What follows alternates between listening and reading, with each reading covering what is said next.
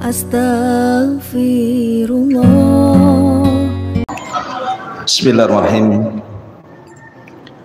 Assalamualaikum warahmatullahi wabarakatuh.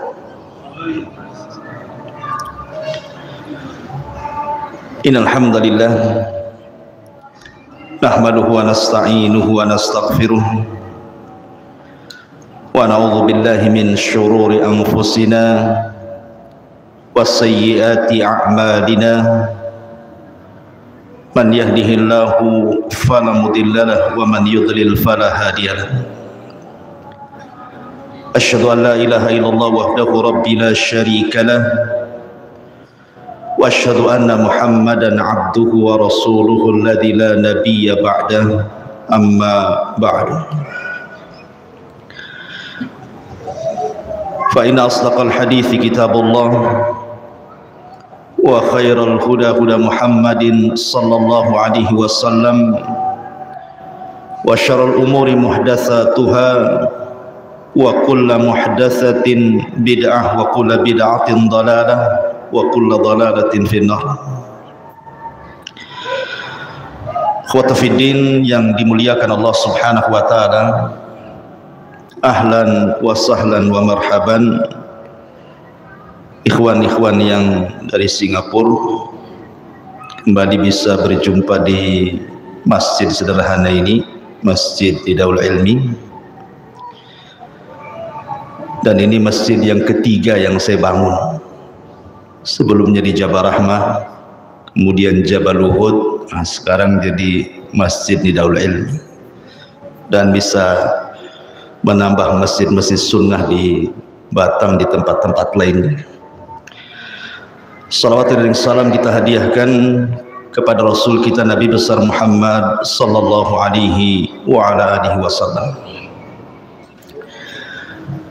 Malam ini kita akan membahas tentang 20 tanda dari tanda-tanda kecintaan Allah Subhanahu wa taala kepada hambanya. Kenapa saya ingin membahas masalah ini? Karena ada istilah para ulama, laisa sya'nu an tuhibbu walakinna sya'na an tuhabbu. Bukanlah sebuah perkara itu bagaimana Anda mencintai, tetapi bagaimana Anda bisa dicintai. Mencintai belum tentu dicintai. Makanya orang Arab sering mengatakan kullu yadda'in waslan bil laila wal laila lam tukir waslan bidzaka.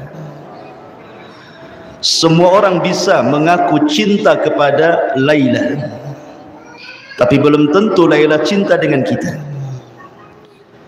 Semua boleh mengatakan saya cinta kepada Allah, cinta kepada Rasulullah. Apakah Allah dan Rasulnya cinta kepada kita? Dan yang paling penting bukan bagaimana caranya kita mengklaim kita cinta kepada Allah, tapi bagaimana kita meraih kecintaan Allah kepada kita. Itu yang paling penting. Betapa banyak di antara kaum muslimin yang mengaku mencintai Rasul contohnya, tapi mendatangkan dengan perkara-perkara yang tidak dicontohkan Rasul. Apakah kemudian Rasul cinta kepada kita kalau seandainya Rasul hadir hari ini? Belum tentu. Makanya pembahasan ini sangat penting, karena pembahasan bicara tentang keselamatan kita fid dunya wal akhirah. Ma'asyiral muslimin yang dimuliakan Allah Subhanahu wa taala, kenapa kita harus mencintai Allah Subhanahu wa taala? Dan apa konsekuensinya ketika Allah cinta dengan kita? Kenapa kita harus mencintai Allah Subhanahu wa taala? Karena Allah yang telah menciptakan kita. Allah yang telah memberikan rizki kepada kita. Sudah wajar kita harus mencintai Allah. Kenapa kita harus mencintai Allah Subhanahu wa taala? Karena Allah Subhanahu wa taala menciptakan kita tidak dibiarkan begitu saja, tetapi diutus kepada kita seorang nabi dan rasul yang menyelamatkan kita di dunia sampai ke akhirat. Kenapa kita harus mencintai Allah Subhanahu wa taala? Karena Allah Subhanahu wa taala jadikan kita umat terbaik. Kuntum khaira ummah, kata Allah, kalian sebaik-baik umat. Ukhrijat linnas, yang dikeluarkan kepada manusia.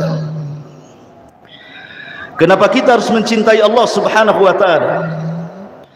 Karena Allah Subhanahu wa taala sudah menyediakan nikmat yang besar dengan amalan yang kecil. Anda bisa bayangkan, mungkin di antara kita ada yang usianya 50 tahun dia sudah meninggal, 60 tahun sudah meninggal, kemudian ditakdirkan menjadi penduduk sorga. Dia kekal di sorga selama-lamanya dengan kenikmatan yang tidak pernah dilihat mata, didengar telinga, terlintas pun tidak. Itulah kenapa kita harus mencintai Allah Subhanahu wa taala. Kenapa kita harus mencintai Allah Subhanahu wa taala? Karena setiap malam, sepertiga malam akhir, Allah itu turun, kemudian mengatakan kepada kita semuanya hambanya, man yad'uni fa astajibala, wa man yas'aluni fa u'tiyah, wa man yastaghfiruni fa aghfirlah. Siapa yang berdoa aku kabulkan, siapa yang meminta aku kasih, siapa yang beristighfar meminta ampun ku berikan ampunannya. Kira-kira ada raja dunia yang paling kaya menawarkan kekayaannya kepada manusia? Tidak ada, kecuali Malikul Mulk, Allah Subhanahu wa taala. Sudah pantas kita mencintai Allah Subhanahu wa taala. Kenapa Allah Subhanahu wa taala harus kita cintai? Sebab kalau Allah Subhanahu wa taala mencintai kita, apa yang terjadi? Nadahu Jibril, Allah akan panggil Jibril. Kemudian Allah katakan kepada Jibril, ya Jibril, inni uhibbu fulana. Jibril, aku suka dengan si fulan. Fahibbahu, kau harus cinta juga dengan dia. Maka kemudian Jibril menyeru seluruh malaikat yang ada di bumi, yang ada di langit, yang ada di arsy, yang jumlahnya tidak ada yang tahu kecuali Allah. Apa kata Jibril? Ya malaikat Allah, innallaha ahabba fulanan faahibbuhu. Wahai malaikat-malaikat Allah, dimanapun kalian berada, Allah telah mencintai seorang hamba, maka kalian wajib cinta kepada dia. Maka semua malaikat mencintai orang ini. Kemudian Allah Subhanahu wa taala menanamkan kecintaan kepada seluruh makhluk yang ada di bumi kepada dia. Lalu apa manfaatnya? Kita dicintai oleh manusia. Di zaman Rasul ada jenazah yang sedang lewat, kemudian dipuji karena kesolehannya. Rahimallah fulan, semoga Allah merahmati si fulan. Fulan rajulun saleh, si fulan orang yang saleh. Maka kemudian Rasul mengatakan wajabat lahul jannah, maka jenazah yang dipuji manusia itu wajib masuk surga. Lalu apa faedahnya malaikat mencintai kita? Yang mencatat amalan kita itu malaikat, yang mengangkat amalan kita ke langit sampai ke arsy Allah juga malaikat, yang mencabut nyawa kita juga malaikat. Bayangkan kalau malaikat-malaikat itu cinta kepada kita, apa yang terjadi? Tentu Allah Subhanahu wa taala akan memberikan taufik kepada kita. Disinilah wajibnya kita mencintai Allah Subhanahu wa taala. Sebab kalau Allah Subhanahu wa taala sudah mencintai kita, ikhwan, maka Allah Subhanahu wa taala berikan kematian terbaik kepada kita. Sebagaimana Rasul mengatakan, innallaha idza ahabba 'abdan ista'malahu. Allah kalau suka dengan seorang hamba, maka Allah Subhanahu wa taala akan ista'malahu. Apa ista'malahu itu? Sahabat bertanya, Kata Nabi SAW, yuhayyi lahu khaira khawatimihi.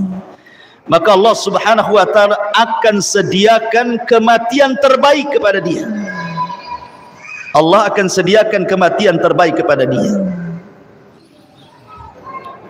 Kita tahu bahwa ketika saya, Anda atau siapapun lahir dari perut ibu kita, siapa yang menangis, siapa yang tertawa?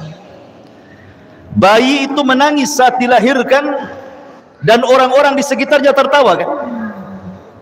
Tapi lihat saat kematian, siapa yang menangis, siapa yang tertawa? Kalau yang meninggal ini seorang mukmin yang mencintai Allah dan dicintai Allah, dia tertawa sementara orang di sekitarnya menangis. Karena malaikat membisikkan di telinganya dan mengatakan, alla takhafu wa la tahzanu wa abshiru bil jannati allati kuntum tu'adun. Jangan takut, jangan sedih, Allah janjikan surga kepadamu. Maka malaikat mengatakan, ya ayyatuhan nafsul mutmainnah, irji'i ila rabbiki radiyatan mardiyah. Hei jiwa yang tenang, keluar. Engkau sudah ditunggu dengan keridhaan Allah Subhanahu wa ta'ala. Maka ruh itu keluar dengan sangat tenang dan tidak susah payah. Berapa banyak orang-orang yang sakaratul maut berbulan-bulan tak mati-mati, tapi ruhnya seorang mukmin sekejap saja dia dicabut, dan hanya merasakan keperitan sebentar, itu pun sebagai penggugur dosa terakhir dia. Kemudian masuk ke alam kubur, kemudian ditampakkan di sebelah kirinya neraka. Dia pun ketakutan, tapi malaikat mengatakan, itu bukan tempatmu. Kemudian Allah Subhanahu wa ta'ala tampakkan di sebelah kanan sorga. Kemudian dia pun mengatakan, ya Rabb aqimis sa'ah, ya Rabb tegakkan kiamat supaya aku bisa masuk ke istanaku dan berjumpa dengan keluargaku.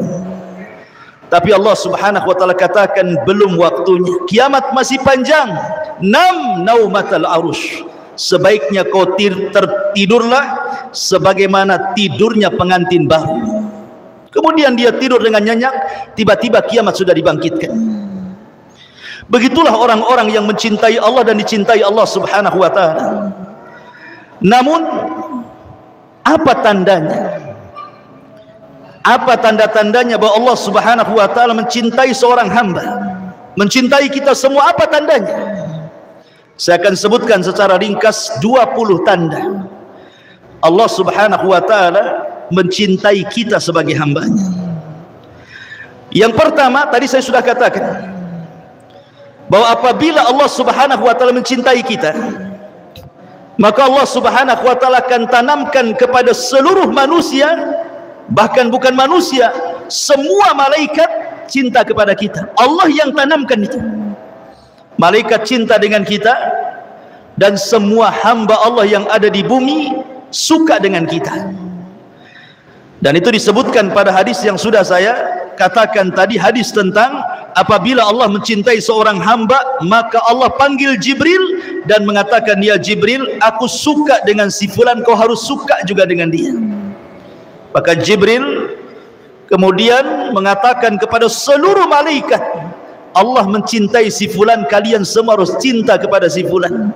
Maka semua malaikat cinta kepada si fulan, dan Allah tanamkan kecintaan kepada penduduk bumi untuk mencintainya. Yang kedua, tanda Allah Subhanahu wa ta'ala mencintai kita adalah kita dicintakan mendengarkan Al-Quran. Kita dicintakan mendengarkan Al-Quran. Al-Hafidh Ibn Rajab Al-Hambali rahimahullahu ta'ala mengatakan, min a'zami ma yahsulu bihi mahabbatullahi ta'ala minan nawafili tilawatil Quran. Seagung-agungnya seseorang hamba mendapatkan kecintaan kepada Allah Subhanahu wa ta'ala dari perkara-perkara sunnah adalah ketika dia suka membaca Al-Quran dan mendengarkan Al-Quran. Terkadang orang membaca Al-Quran pada waktu-waktu tertentu mungkin kurang berasa, Tapi ketika mendengarkan Al-Quran dengan suara yang baik, yang indah, penuh dengan tajwid, tahsin, dan juga baiknya makharijul huruf, ternyata baru terasa ke hati itu. Makanya Nabi SAW pernah memanggil siapa? Abdullah ibn Mas'ud, dan mengatakan, Iqra alayya al-Quran. Hei Abdullah, bacakan kepadaku Quran. Kata Abdullah ibn Mas'ud radhiyallahu anhu, mengatakan, Rasul, Quran ini turun kepadamu, macam mana aku akan membaca Quran untukmu? Maka Rasul mengatakan, sudah, bacakan saja. Maka kemudian Abdullah ibn Mas'ud membaca surah An-Nisa sampai kepada ayat, fa kaifa idza ji'na min kulli ummatin bisyahid wa ji'na bika ala haula'i syahida. Kata Rasul, hasbuk, cukup. Karena ayat itu menyinggung Rasul. Rasul sedih pada hari kiamat akan menjadi saksi bagi seluruh umatnya. Maka Rasul menangis dan mengatakan, hasbuka ya ibn Mas'ud, cukup wahai Abdullah ibn Mas'ud. Terkadang kita juga bukan hanya sekedar membaca Quran, perlu juga kita mendengarkan supaya lebih masuk ke sanubari kita. Kemudian yang ketiga, takabbul an-nushi wa amalun bisunnati, mudah menerima nasihat dan mudah untuk mengamalkan sunnah Nabi. Tanda Allah Subhanahu wa ta'ala cinta kepada kita, maka kita mudah menerima nasihat dan mudah melaksanakan sunnah Nabi. Syekhul Islam Ibn Taimiyah rahimahullahu ta'ala pernah mengatakan, di zaman Rasul ada orang-orang yang mengklaim, mengaku cinta kepada Allah. Jadi ada sekelompok orang, kata Syekhul Islam, di zaman Rasul ngaku-ngaku cinta kepada Allah. Maka Allah Subhanahu wa ta'ala uji mereka dengan menurunkan surah Al-Imran 31. Qul, katakan ya Muhammad kepada mereka, in kuntum tuhibbun Allah, kalau kalian betul-betul mencintai Allah, fattabi'uni, ikuti sunnahku, yuhibbukumullah, maka Allah pasti cinta kepada kalian. Kalau seseorang kemudian mengklaim mencintai Allah, tiba-tiba kemudian dia berlaku bid'ah, menyelisih sunnah Nabi SAW, maka itu bukan tanda Allah sayang dengan dia. Karena tanda cinta Allah dengan kita itu, kalau kita suka dengan sunnah Nabi. Karena syarat meraih kecintaan Allah itu adalah dengan cara mengikuti sunnah Nabi SAW. Karena kecintaan tidak bisa hanya di lisan saja, tapi kecintaan itu harus dari lubuk hati yang paling dalam, kemudian dipraktekkan lewat lisan dan badan kita. Abu Talib, orang yang sangat mencintai Nabi. Siapa yang lebih berjasa dalam perjuangan dakwah Nabi melebihi Abu Talib? Coba. Abu Talib itu menyerahkan nyawanya untuk membantu Nabi karena sayangnya dengan Nabi. Tetapi apakah cintanya Abu Talib bermanfaat? Tidak juga. Abu Talib tetap masuk neraka walaupun mendapatkan syafaat khusus Nabi, dan dia tidak pernah keluar dari neraka, tetapi azabnya diringankan gitu saja. Cinta Abu Talib tertolak dan tetap harus masuk neraka. Kenapa? Karena Abu Talib tidak pernah masuk Islam. Kemudian juga sebaliknya orang-orang munafik di zaman Nabi SAW, Abdullah ibn Ubay ibn Salul dan juga gerombolannya, orang-orangnya, mereka berpura-pura cinta di hadapan Rasul. Lisannya mengatakan, ya Rasulullah, inni uhibbuk, saya cinta dengan kamu, tapi hatinya penuh dengan kebencian. Masuk surga? Tidak. Allah turunkan kepada Abdullah ibn Ubay ibn Salul, innal munafiqina fi darkil asfali minan nar.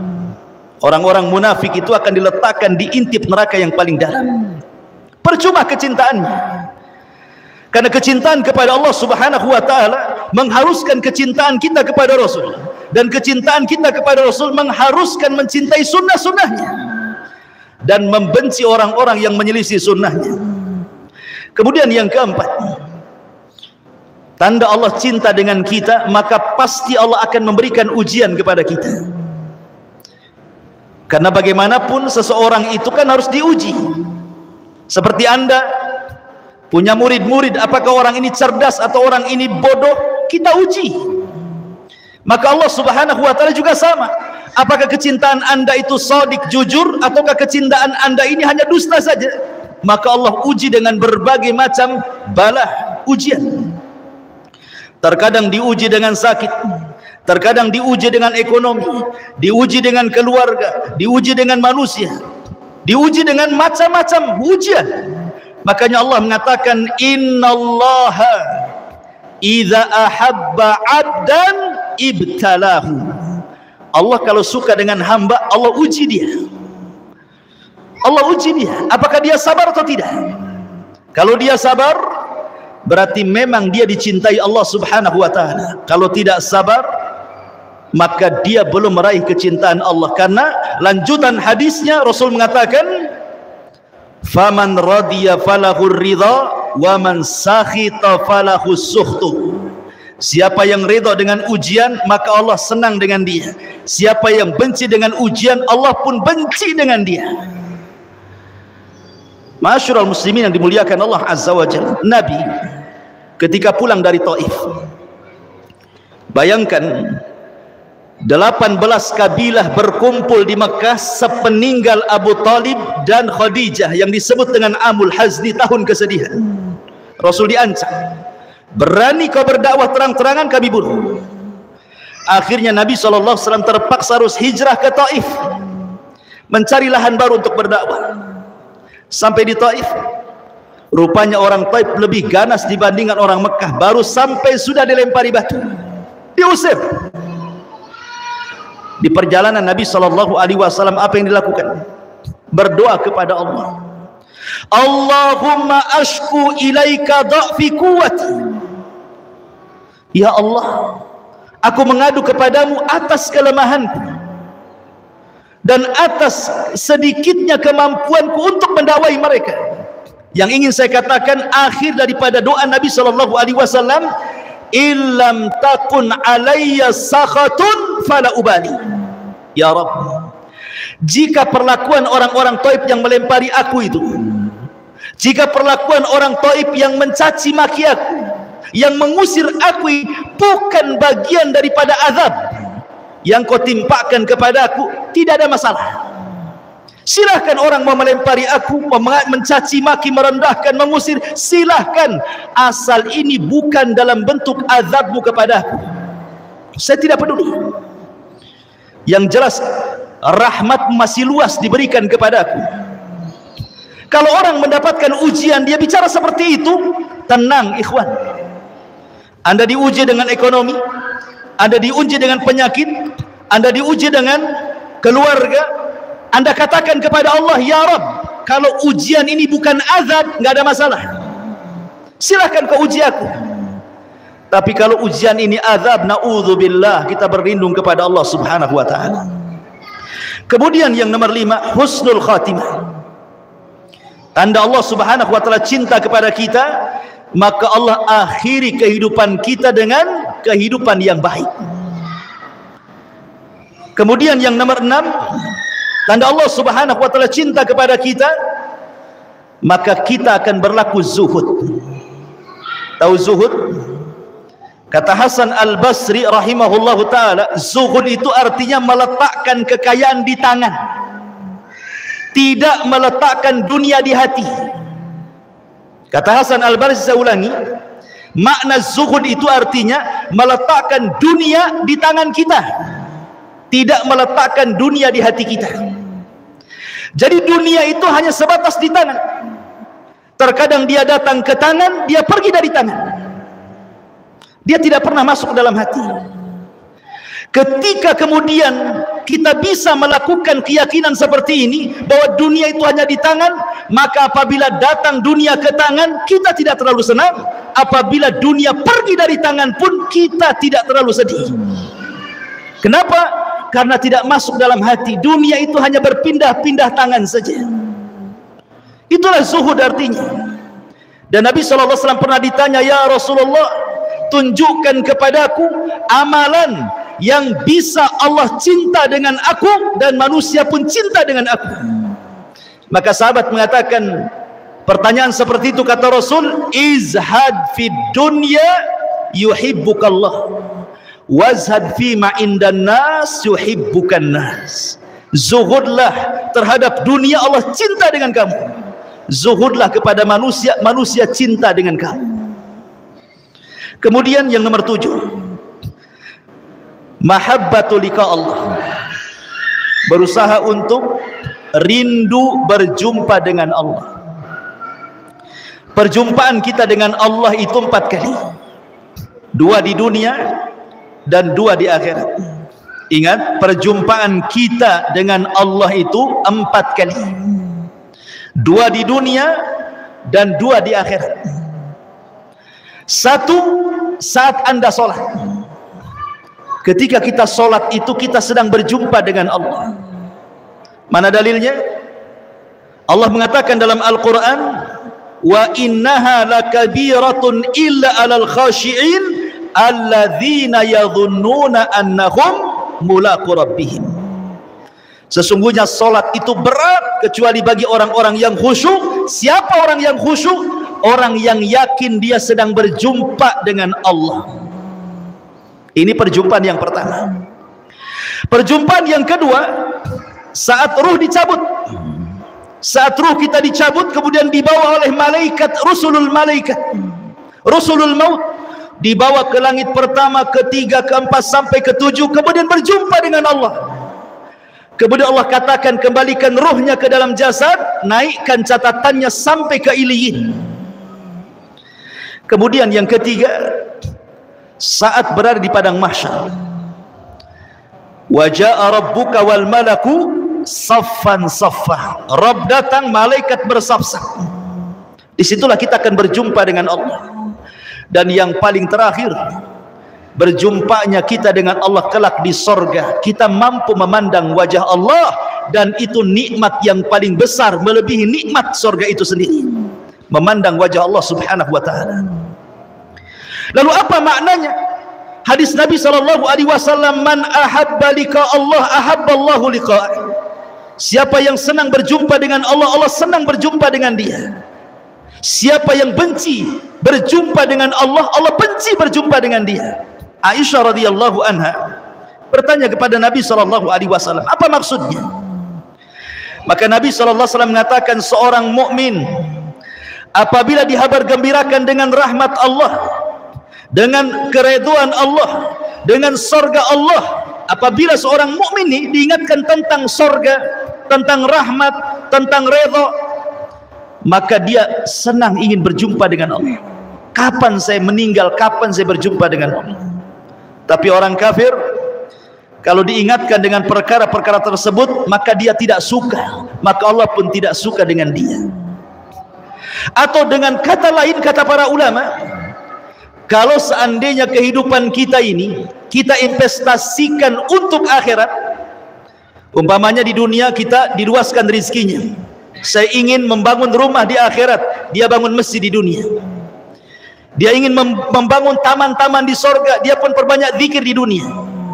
Dia pun ingin mendapatkan istana-istana di sorga, dia pun membaca amalan-amalan yang bisa membangunkan istana untuk kita di sorga. Maka saat kematiannya, dia akan cinta berjumpa dengan Allah. Kenapa? Karena dia sudah investasi di sorga, dia ingin mengambil keuntungannya. Tapi kalau orang ini kemudian investasinya di dunia, tidak ada hartanya diinfakkan ke yang lainnya, hanya untuk poya-poya, bangun rumah besar-besar, beli kendaraan mewah-mewah, tidak ada untuk ibadah sedikit pun, maka saat kematiannya dia akan benci berjumpa dengan Allah. Kenapa? Karena dia harus meninggalkan rumahnya, meninggalkan kebunnya, meninggalkan mobilnya, meninggalkan ATM-nya, meninggalkan macam-macam. Akhirnya tidak mau pergi dia, tapi tetap dia pun harus mati. Ini yang ketujuh. Yang kedelapan, at-taufiq ila amalin salih. Tanda Allah cinta kepada kita, Allah berikan taufik kita ini rajin beramal saleh, mudah qiyamul lail, mudah sedekah, mudah baca Quran, mudah talabul ilmi, mudah dimudahkan oleh Allah segalanya. Tidak malas dalam beribadah. Sebagaimana Nabi SAW mengatakan, idza ahabballahu 'abdan assalahu. Apabila Allah mencintai seorang hamba, maka Allah akan berikan kenikmatan kepadanya. Sahabat bertanya, apa maksudnya kenikmatan itu wahai Rasul? Maka Rasul mengatakan, yuwaffiq lahu amalan salihan. Maka Allah berikan taufik untuk mudah mengamalkan amal saleh. Kemudian yang nomor 9, hubbu dzikrillahi azza wa jalla. Tanda Allah cinta dengan kita adalah ketika kita banyak menyebut nama Allah. Disebutkan oleh Al-Hafidh Ibnu Rajab Al-Hambali rahimahullahu ta'ala, dia mengatakan, minal a'mali allati tusilu ila mahabbatillahi ta'ala wa hiya min a'zami alamatil muhibbin kathratu dzikrillahi azza wa jalla. Kata Imam Ibnu Rajab Al-Hambali dalam kitabnya Fathul Bari, dia mengatakan, dari amalan-amalan yang mudah mengantarkan manusia kepada kecintaan kepada Allah, dan ini sebesar-besarnya alamat, adalah orang-orang yang suka memperbanyak zikrullah, berzikir kepada Allah. Ikhwan, kalau antum cinta kepada seseorang, pasti antum akan menyebut-nyebut seseorang itu, memuji seseorang itu. Maka kalau kita cinta dengan Allah, harusnya kita suka menyebut-nyebut nama-namanya, memuji nama-namanya, berzikir kepada Allah. Karena itu tanda di mana Allah mencintai kita, lisan kita dimudahkan berzikir. Kemudian yang nomor 10, taufiq li khidmatin nasi wa i'anatihim wa tafriji qurabihim. Tanda Allah cinta dengan kita adalah kita dimudahkan menolong orang. Mudah kita nolong orang, itu mudah sekali. Harta yang kita berikan kepada orang tidak pernah ada kebakhilan dalam hatinya. Senang dia membantu orang, membantu fuqara, membantu fakir miskin, membantu anak yatim, membantu orang yang kesulitan, mudah bagi dia. Tidak ada kepelitan dalam hartanya. Nabi SAW pernah mengatakan, ya, Rasul pernah ditanya oleh seorang sahabat, ya Rasulullah, ayyun nas ahabba ilallah. Rasul, manusia yang paling dicintai Allah itu seperti apa? Maka Rasul mengatakan, ahabbun nas ilallahi anfa'uhum linnas. Manusia yang paling dicintai Allah adalah manusia yang paling banyak bermanfaat kepada manusia. Coba anak-anak itu bisa ditenangkan ya. Baik. Jadi kemudian lanjut hadisnya, Nabi mengatakan, wa ahabbul a'mal ilallah sururun tudkhiluhu ala muslim. Dan amalan yang paling dicintai Allah adalah Anda memasukkan kebahagiaan kepada hati seorang mukmin. Ikhwan, ibadah yang paling afdal itu disebutkan para ulama adalah jabrul qulub. Antum tahu jabrul qulub? Jabrul qulub itu artinya menutup kesedihan orang. Dan yang paling afdal adalah menutup kesedihan orang tua. Yang paling utama sebelum menutup kesedihan orang lain, tutup kesedihan orang tua. Kisah Nabi Yusuf alaihi salatu wassalam. Ketika Yusuf alaihi salatu wassalam memboyong ayahandanya, saudara-saudaranya yang sudah pernah menyakitinya, memasukkan dia ke sumur, kemana? Ke Mesir. Kemudian Yusuf menceritakan kepada bapaknya kenapa dia sampai di Mesir. Yusuf hanya mengatakan bahwa penjaralah yang menjadikan aku seperti ini. Coba bayangkan, penjaralah yang menjadikan aku seperti ini. Yusuf tidak menceritakan kejahatan saudaranya, tidak mengatakan, wahai ayahku, orang ini loh saudara-saudaraku yang masukkan aku ke sumur, akhirnya aku dibawa pedagang. Enggak, Yusuf tidak pernah menceritakan. Padahal Yusuf manusia juga kan begitu. Yusuf hanya menceritakan soal penjara. Ini menunjukkan apa? Dia jaga hati bapaknya. Itulah namanya jabrul qulub namanya. Terkadang kita ini tidak pandai untuk menutup jabrul qulub, hati orang lain itu. Anda bayangkan ikhwan, ada manusia ini sudah sibuk dengan keluarganya, sudah sibuk dengan kerjaannya, sudah sibuk dengan anak-anaknya, sudah sibuk dengan urusan dia. tiba-tiba kita datang menyakiti dengan lisan kita. Kita tiba-tiba datang menyakiti hati dia. Makin sibuk lagi dengan kata-kata kita, kan begitu. Orang itu sudah sibuk masing-masing, jangan disibukkan lagi dengan kita. Harusnya kita masukkan kebahagiaan kepada orang lain. Karena itu sebaik-baiknya amal, bahkan amalan yang paling dicintai Allah Subhanahu wa taala, kata Rasul, sururun tudkhiluhu ala qalbil muslim. Rasa senang yang dimasukkan ke hati seorang muslim. Kemudian yang nomor 11, taufik li husnil khuluq. Tanda Allah cinta kepada kita tampak dari akhlak kita. Akhlak itu terbagi 3, dari leher ke atas, kemudian kedua tangan, dan dari atas kepala sampai kaki, kata ulama. Saya ulangi, akhlak itu ada 3, leher ke atas, dari atas kepala sampai kaki, dan kedua tangan. Maksudnya apa? Leher ke atas. Leher ke atas ini ada lisan, dia tidak mengucapkan kecuali yang santun. Dia punya mata, tidak pernah melotot kepada orang. Dia punya telinga, tidak mendengar kecuali yang halal. Dan dia tidak pernah akalnya kemudian memikirkan sesuatu yang jahat. Kemudian tangan, suka membantu orang, ringan tangan. Kemudian dari atas kepala sampai kaki, kalau dia bicara dengan orang, dia tidak menghadap tempat lain. Dia hadapkan kepada orang yang diajak bicara, walaupun dia lebih rendah daripada kita. Itu akhlak, kata ulama.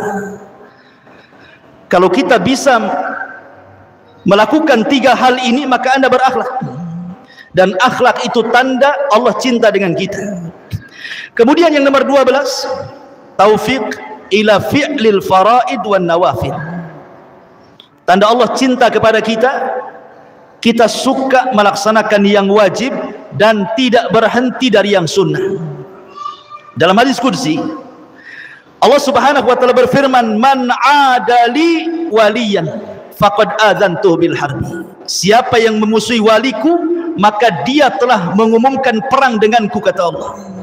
Kemudian kata Allah dalam hadis qudsinya, "Wa ma taqarraba 'abdi bi syai'in ahabbu ilayya mimma aftaradtuhu alaihi wa ma yazalu 'abdi yataqarrabu bin nawafil hatta uhibbahu fa idza ahbabtuhu kuntu sam'ahu alladhi yasma'u bihi wa basarahu alladhi yabsiru bihi wa yadahu allati yabtishu biha wa rijlahu allati yamshi biha wala in sa'alani la utiyanna wala in ista'adzani la uidzanna." Apa artinya? Allah mengatakan, tidaklah seorang hamba melakukan sesuatu yang paling aku cintai melebihi melaksanakan yang wajib. Dan apabila hamba ini menambah dengan yang sunnah dan tidak berhenti, karena bahasanya yataqarrab fi'lul mudhari'. Fi'il mudhari' itu maknanya hal wal mustaqbal, artinya terus menerus melaksanakan sunnah, rawatibnya, duhanya, qiyamul lailnya, puasa Seninnya, Daudnya, dan begitu seterusnya, sampai lama-lama aku suka dengan dia, kata Allah. Dan kalau aku suka dengan dia, aku yang akan jadi pendengarannya, jadi penglihatannya, jadi tangannya, jadi kakinya. Kalau dia minta ku kasih, kalau dia minta perlindungan, pasti ku lindungi. Luar biasa. Itu tanda cinta Allah kepada kita. Kemudian yang nomor 13, hubbul mu'min lillah. Tanda cinta Allah kepada kita, kalau kita mencintai saudara kita, tidak mencintai kecuali karena Allah, dan tidak membenci kecuali karena Allah. Nabi SAW pernah mengatakan, dahulu ada seseorang yang pergi berziarah kepada saudaranya yang jauh nun di sana, saudaranya itu tempatnya jauh sekali. Kemudian Allah utus malaikat untuk mengikuti orang ini. Kemana orang ini pergi? Kemudian dicegat di tengah jalan oleh malaikat dan ditanya, mau kemana engkau pergi? Dia mengatakan, aku ingin ke saudaraku, temanku di sana. Kemudian malaikat yang menjelma manusia bertanya, apakah karena ada bisnis kau ke sana? Apakah karena ada urusan dunia kau ke sana?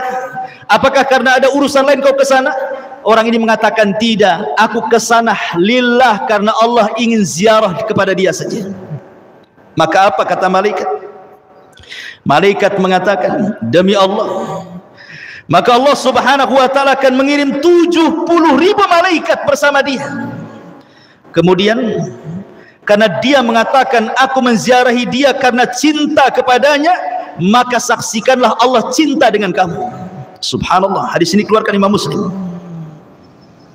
Jadi tanda Allah cinta dengan kita artinya kita dicintakan dengan saudara kita karena Allah, bukan karena urusan dunia. Yang nomor 14, kita dijauhkan dari fitnah dunia. Ya, sebagaimana saya katakan, zuhud itu tidak harus miskin. Orang kaya pun bisa zuhud. Tetapi dunia yang sampai kepada dia tidak memfitnah dia. Anda tahu ceritanya Imam Ahmad? Imam Ahmad itu ditekan dan disiksa oleh 3 penguasa. Pertama Khalifah Ma'mun. Ketika itu Imam Ahmad diminta untuk berjumpa dengan Khalifah Ma'mun untuk disiksa. Tapi Imam Ahmad berdoa, ya Allah jangan pertemukan wajahku dengan Ma'mun. Akhirnya belum berjumpa, Ma'mun meninggal. Kena doanya Imam Ahmad, doa yang dizalimi, mustajab. Ya. Kemudian Khalifah Ma'mun berwasiat kepada keponakannya Al-Wathiq, jangan tinggalkan akidah Mu'tazilah. Akhirnya Wathiq pun tetap menyiksa Mu'tasim dulu, Khalifah Mu'tasim pun tetap kemudian mengambil pandangan Mu'tazilah dan menyiksa para ulama. Sampai 4 ulama besar meninggal di penjara.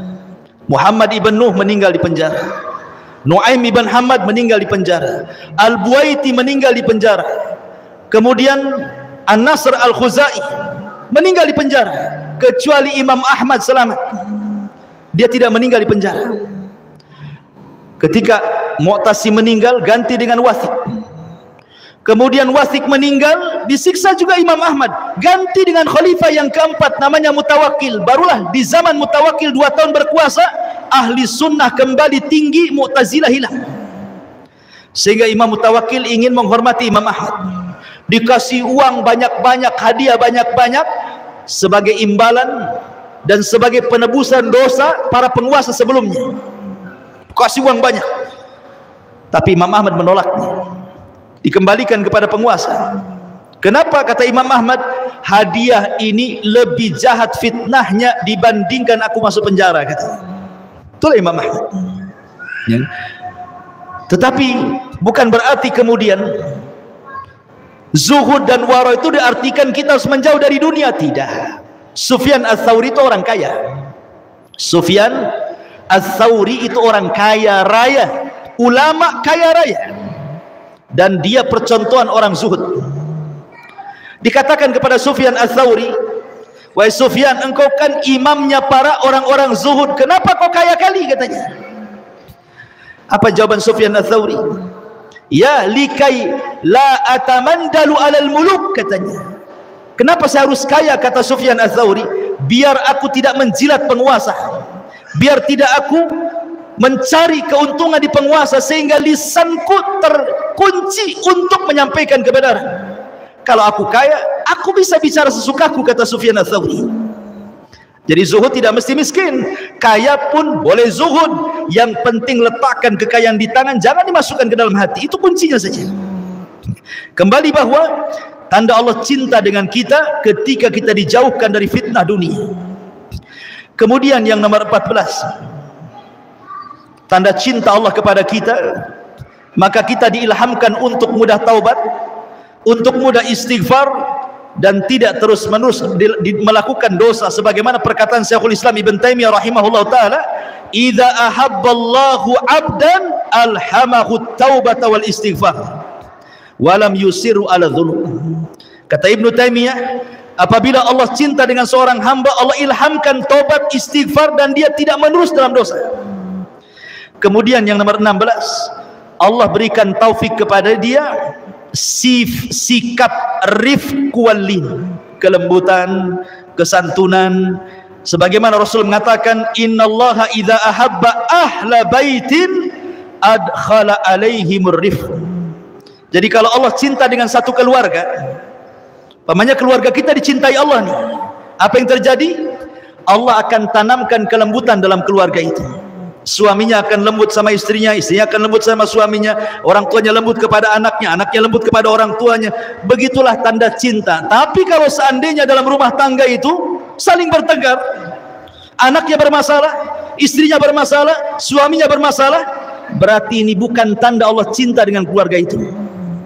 Kemudian yang nomor 17, Allah akan berikan taufik di mana seseorang akan dimudahkan untuk meraih kekuatan iman.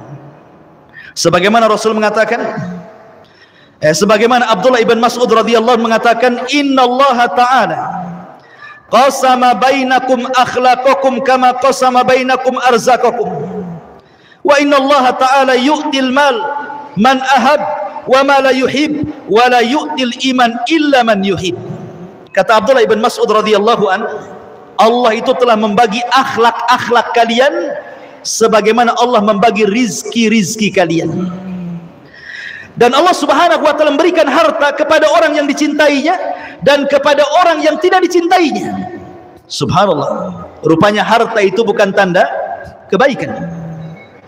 Orang banyak harta itu bukan tanda kebaikan. Kenapa?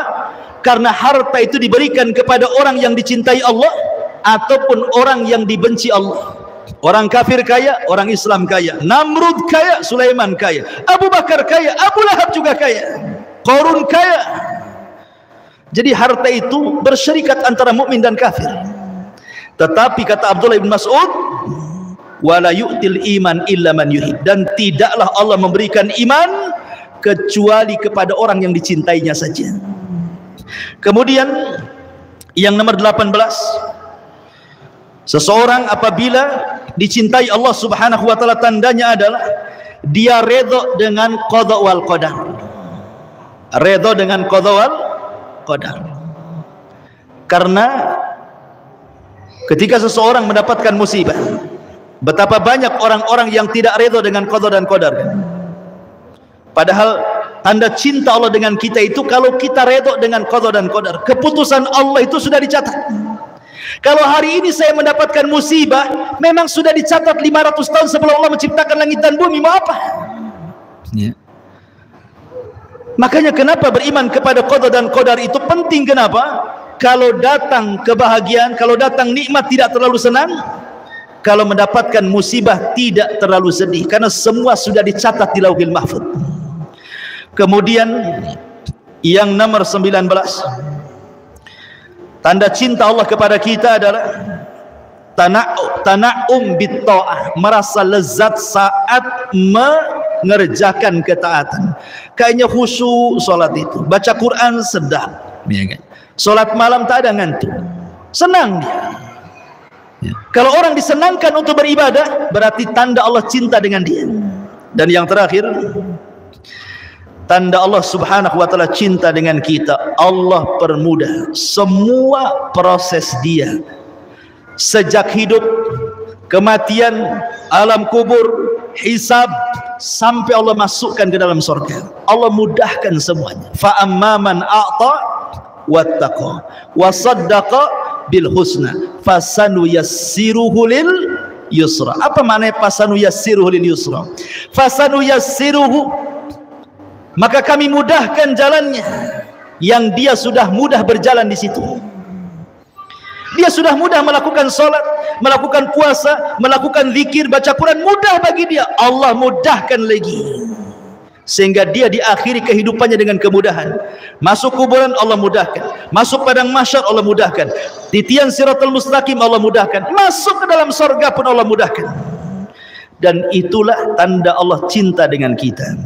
Inilah di antara 20 tanda di mana Allah subhanahu wa ta'ala mencintai kita. Mudah-mudahan kita diberikan taufik oleh Allah subhanahu wa ta'ala. Allah mencintai kita dan kita senantiasa mencintai Allah subhanahu wa ta'ala. Wallahu a'lam. Mudah-mudahan yang sedikit bermanfaat. Subhanallah bihamdika asyhadu an la ilaha illa anta astaghfiruka wa atubu ilaik. Allahu ta'ala alam. Assalamualaikum warahmatullahi wabarakatuh.